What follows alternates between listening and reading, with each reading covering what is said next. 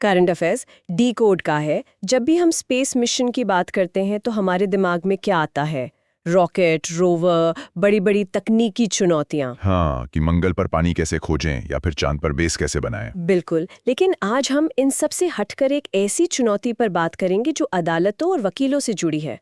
मतलब अंतरिक्ष के कानूनी दांव पेच। मुझे ये बात हमेशा से थोड़ी अजीब लगती है कि हम मंगल पर रोवर उतारने जैसी अविश्वसनीय चीजें कर सकते हैं, लेकिन हमने अब तक ये ठीक से तय नहीं किया है कि अगर वहां कोई कुछ नया बना ले तो उसका मालिक कौन होगा। सही बात है। ये एक बहुत ही दिलचस्प और जटिल पहेली है। तो आज हम इसी को सुलझाने की कोशिश करेंगे, खास तौर पर अंतरिक्ष में होने वाले आविष्कारों और हमारे धरती के पेटेंट कानूनों के बीच जो टकराव है उसे गहराई से समझेंगे। चलिए शुरू करते हैं। तो चलिए इसे खोलकर समझते हैं। पिछले कुछ सालों में एक नई अंतरिक्ष दौड़ सी शुरू हो गई है, पर ये 1960 वाली दौड़ से अलग है। हाँ, बहुत अलग है। अब सिर्फ नासा या इसरो जैसी सरकारी एजेंसियां ही नहीं हैं। अब तो स्पेसएक्स और ब्लू ओरिजिन जैसी निजी कंपनियां भी इसमें पूरी तरह से शामिल हैं, और सबका लक्ष्य सिर्फ झंडा गाड़ना नहीं है, बल्कि वहां बसना है। बिल्कुल। इसके उदाहरण तो हर तरफ है। अंतर्राष्ट्रीय स्पेस स्टेशन ISS, वो तो 20 साल से ज्यादा से काम कर रहा है। और अब तो चीन का अपना त्यांगोंग स्पेस स्टेशन है। सही कहा। और भारत भी 2035 तक भारतीय अंतरिक्ष स्टेशन बनाने की तैयारी में है। नासा का आर्टेमिस प्रोग्राम तो सीधे सीधे चांद पर एक स्थायी बेस कैंप बनाने की बात कर रहा है। हाँ, जिसे वो मंगल मिशन के लिए एक लॉन्च पैड की तरह इस्तेमाल करना चाहते हैं। और भारत का चंद्रयान और मंगलयान मिशन भी तो इसी बड़ी खोज का हिस्सा है। और यहीं पर बात दिलचस्प हो जाती है। इन सभी मिशनों का जो अंतिम लक्ष्य है वो है चांद और मंगल पर इंसानी बस्तियां या कम से कम स्थायी रिसर्च लैब स्थापित करना। और जब आप ऐसा करने की सोचते हैं तो नवाचार यानी इनोवेशन सिर्फ एक विकल्प नहीं रहता, वो एक जरूरत बन जाता है। मतलब आप हर एक पेज, हर एक उपकरण पृथ्वी से लेकर नहीं जा सकते, वो तो बहुत महंगा और अव्यवहारिक है। बिल्कुल। सोचिए, अगर चांद पर किसी मशीन का कोई पुर्जा टूट जाए तो आप 2 साल इंतजार नहीं कर सकते कि पृथ्वी से नया आएगा। नहीं, आपको वहीं पे चांद की धूल और चट्टानों का इस्तेमाल करके शायद उसे 3D प्रिंट करना होगा या कोई और जुगाड़ निकालना होगा। सही पकड़ा। आपको चांद या मंगल के अजीब माहौल, कम गुरुत्वाकर्षण और खतरनाक रेडिएशन के हिसाब से नई तकनीकें, नए मटेरियल्स और नए औजार वहीं बनाने पड़ेंगे। अच्छा। और जैसे ही आप वहीं बनाने की बात करते हैं, कानूनी सवाल रॉकेट की रफ्तार से उठने लगते हैं। सबसे बड़ा सवाल कि अगर कोई अंतरिक्ष यात्री चांद पर कुछ नया बनाता है तो उस आविष्कार का मालिक कौन होगा और उस पर किस देश का पेटेंट कानून लागू होगा। ये क्षेत्रीय सिद्धांत या टेरिटोरियल प्रिंसिपल की जो बात है वो धरती पर तो समझ आती है, क्योंकि यहाँ तो देशों की साफ साफ सीमाएं हैं। हाँ बिल्कुल। लेकिन अंतरिक्ष में तो कोई बॉर्डर है ही नहीं, तो क्या ये कानून वहां जाकर पूरी तरह फेल हो जाता है? यही इस पूरी बहस की जड़ है। आप एक ऐसा कानून लागू नहीं कर सकते जो सीमाओं पर आधारित हो, एक ऐसी जगह पर जहां कोई सीमा ही नहीं है।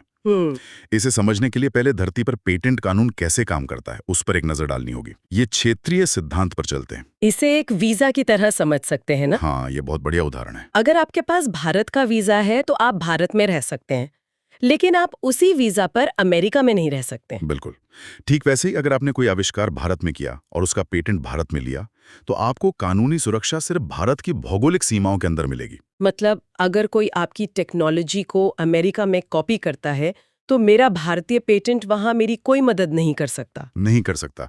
आपको अमेरिका में अलग से पेटेंट लेना होगा। यह सिस्टम इसलिए काम करता है क्योंकि हमारे पास देशों की तय सीमाएं हैं। लेकिन अंतरिक्ष कानून की बुनियाद ही इसके ठीक उलट है। वो जो 1967 की आउटर स्पेस ट्रीटी है, हाँ, जिसे अंतरिक्ष का संविधान माना जाता है, वो तो साफ कहती है कि चांद, मंगल या कोई भी खगोलीय पिंड किसी एक देश की संपत्ति नहीं है। कोई भी देश वहां जाकर ये नहीं कह सकता कि चांद का ये पहाड़ आज से हमारा हुआ। सही कहा। इस संधि का अनुच्छेद 2 स्पष्ट रूप से राष्ट्रीय विनियोग मतलब नेशनल एप्रोप्रिएशन पर रोक लगाता है। यह कहता है कि यह खगोलीय पिंड समस्त मानव जाति की साझी विरासत हैं। Common heritage of Mankind. बिल्कुल। यह सिद्धांत शीत युद्ध के दौरान इसलिए बनाया गया था ताकि अमेरिका और सोवियत संघ चांद तारों पर कब्जा करने की होड़ न शुरू कर दें। अच्छा। लेकिन उन्होंने उस समय आविष्कारों और बौद्धिक संपदा मतलब इंटेलेक्चुअल प्रॉपर्टी के बारे में ज्यादा नहीं सोचा था। और यहीं पर एक दिलचस्प मोड़ आता है। संधि कहती है कि आप चांद पर कब्जा नहीं कर सकते, लेकिन वो ये भी कहती है कि कोई देश अपने द्वारा लॉन्च किए गए अंतरिक्ष यान पर अपना अधिकार बनाए रख सकता है। हाँ, जुरिस्डिक्शन। तो जमीन सबकी, लेकिन उस जमीन पर खड़ी आपकी गाड़ी आपकी। बिल्कुल। और इसी अंतर से सारी जटिलता पैदा होती है। कानून की नजर से हम अंतरिक्ष की चीजों को दो हिस्सों में बांट सकते हैं। अच्छा, वो क्या है? पहला है कृत्रिम पिंड यानी आर्टिफिशियल बॉडीज, मतलब इंसान की बनाई हुई चीजें। और दूसरा है प्राकृतिक पिंड, नेचुरल बॉडीज, यानी चांद, मंगल जैसे ग्रह। और दोनों के लिए नियम बिल्कुल अलग है? बिल्कुल अलग। ठीक है, तो पहले आसान वाले हिस्से की बात करते हैं। कृत्रिम पिंड, जैसे हमारा ISS या भविष्य का भारतीय अंतरिक्ष स्टेशन, वहाँ क्या नियम है? देखिए, यहाँ स्थिति काफी हद तक स्पष्ट है। अंतर्राष्ट्रीय स्पेस स्टेशन 5 अंतरिक्ष एजेंसियों के सहयोग से बना है। अमेरिका, कनाडा, यूरोप, रूस और जापान। इसे ऐसे समझिए कि 5 अलग-अलग देशों ने अपने अपने कमरे बनाकर जोड़ दिए हैं। ठीक है। तो ISS को लेकर जो समझौता है वो कहता है कि अगर किसी देश के मॉड्यूल यानी हिस्से में कोई आविष्कार होता है तो उस पर उसी देश का पेटेंट कानून लागू होगा। मतलब अगर अमेरिकी लैब डेस्टिनी में कोई खोज होती है तो उस पर अमेरिकी कानून लगेगा। हाँ, और अगर जापानी लैब किबो में होती है तो जापानी कानून। भविष्य के भारतीय स्टेशन पर होने वाले किसी भी आविष्कार पर भारतीय पेटेंट कानून लागू होगा। ठीक है, तो जब तक हम अपने बनाए हुए घर यानी स्पेस स्टेशन में हैं, तब तक तो घर के नियम लागू होते हैं। हाँ, लेकिन जैसे ही हम उस घर का दरवाजा खोलकर चांद की धूल पर कदम रखते हैं, क्या सारे नियम हवा हो जाते हैं? यही असली मुश्किल है ना? बिल्कुल। जैसे ही आप किसी प्राकृतिक पिंड की सतह पर उतरते हैं, आप कानूनी रूप से एक ग्रे एरिया में आ जाते हैं। आउटर स्पेस ट्रीटी के हिसाब से वो सतह किसी देश की नहीं है, वो सबकी है। तो अगर नासा का कोई अंतरिक्ष यात्री चांद की सतह पर एक नया ड्रिलिंग टूल बना लेता है, तो सवाल उठता है, यह आविष्कार कहाँ हुआ? अगर हम क्षेत्रीय सिद्धांत को देखें तो ये आविष्कार तो किसी देश में नहीं हुआ, ये तो मानव जाति की साझी विरासत पर हुआ है। और यहीं पर वो कानूनी खालीपन या वैक्यूम पैदा होता है। सोचिए, इस वैक्यूम का असली मतलब क्या है? बताइए। इसका मतलब है कि एक कंपनी अरबों डॉलर लगाकर चांद पर खनिजों को निकालने की एक नई क्रांतिकारी तकनीक विकसित करती है। लेकिन क्योंकि वहां पेटेंट कानून लागू करने का कोई स्पष्ट तरीका नहीं है, तो कोई दूसरी कंपनी आकर उस तकनीक को आसानी से कॉपी कर सकती है। हाँ, और कानूनी तौर पर शायद उन्हें कोई रोक भी नहीं पाएगा। ये तो इनोवेशन के लिए बहुत बड़ा खतरा है। कोई भी कंपनी इतना बड़ा जोखिम क्यों उठाएगी अगर उससे अपनी मेहनत के फल की कोई कानूनी सुरक्षा ही ना मिले? सही बात है। इससे तो पूरी अंतरिक्ष अर्थव्यवस्था शुरू होने से पहले ही ठप पड़ सकती है। यही सबसे बड़ी चिंता है। ये एक तरह का वाइल्ड वेस्ट जैसा माहौल बना सकता है, जहाँ जिसके पास ताकत है उसी का कब्जा होगा, कानून का नहीं। और बात सिर्फ एक आविष्कारक या एक कंपनी की नहीं, भविष्य के मिशन तो अंतर्राष्ट्रीय सहयोग पर ही चलेंगे। हाँ, ये तो जाहिर है। चांद या मंगल पर स्थायी बेस बनाना किसी एक देश के बस की बात नहीं है। इसमें बेहिसाब पैसा, संसाधन और तकनीक लगेगी। सबको मिलकर ही काम करना होगा। बिल्कुल ठीक ISS की तरह। और ये सहयोग उस कानूनी पहेली को और भी ज्यादा उलझा देता है। चलिए एक काल्पनिक स्थिति के बारे में सोचते हैं जो भविष्य में हकीकत बन सकती है। ठीक है, सोचते हैं। मान लीजिए चांद पर भारत का एक बेस है। उस बेस पर एक जापानी अंतरिक्ष यात्री नासा द्वारा बनाए गए खास ग्लव्स पहनकर यूरोपियन स्पेस एजेंसी द्वारा डिजाइन किए गए रोबोटिक आर्म का इस्तेमाल करके। रुकिए, कितने सारे देश शामिल हो गए? हाँ, तो वो इन सब का इस्तेमाल करके चांद की मिट्टी से ऑक्सीजन निकालने का एक नया और बेहद किफायती तरीका खोज लेता है। वाह, ये तो एक बहुत बड़ी खोज होगी।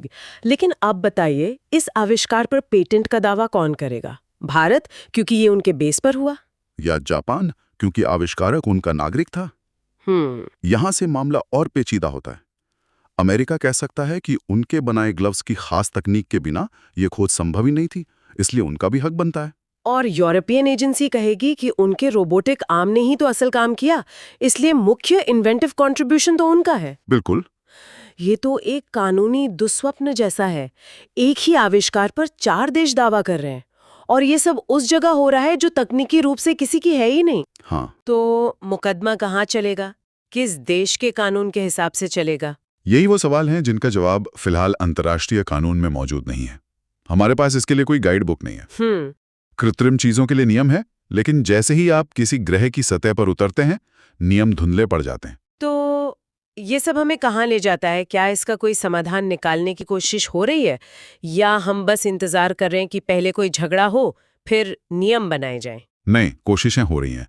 देश ये समझ रहे हैं कि इस कानूनी खालीपन को भरना जरूरी है, वरना भविष्य में बड़े विवाद हो सकते हैं। अच्छा। और इसी दिशा में एक महत्वपूर्ण कदम है आर्टेमिस संधि, यानी आर्टेमिस अकॉर्ड्स, जिसका जिक्र हमारे स्रोत में भी है। अच्छा, आर्टेमिस अकॉर्ड्स, इनका नाम काफी सुना है हाल फिलहाल में। तो आज की बातचीत को खत्म करने से पहले एक सवाल है जिस पर सोचना चाहिए।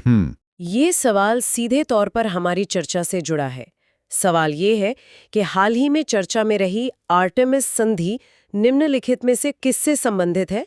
ए, वैश्विक जलवायु परिवर्तन नियंत्रण समझौता, बी, अंतरिक्ष अन्वेषण में अंतर्राष्ट्रीय सहयोग हेतु ढांचा, सी, परमाणु हथियारों के अपसार की संधि, या डी, वैश्विक व्यापार नियमों से संबंधित समझौता। हाँ, इसका जवाब हम नहीं देंगे, लेकिन ये सोचने वाली बात है कि इस तरह के नए समझौते शायद उन्हीं कानूनी खालीपन को भरने की एक कोशिश है जिनकी हमने आज चर्चा की। मतलब ये पुराने 1967 के नियमों को नहीं बदलते? नहीं, बदलते नहीं हैं, बल्कि उनके ऊपर एक नई परत जोड़ते हैं जो आज की जरूरतों के हिसाब से हो। ये समझौते अंतरिक्ष में काम करने के लिए एक तरह से यातायात के नियम बनाने जैसा है। Rules of the road. बिल्कुल, ताकि भविष्य में होने वाले टकरावों से बचा जा सके। ये इस कहानी का अगला अध्याय है जिसे समझना और जानना बहुत जरूरी होगा। शारदा ऑनलाइन क्लास का टेलीग्राम से PDF ले सकता है?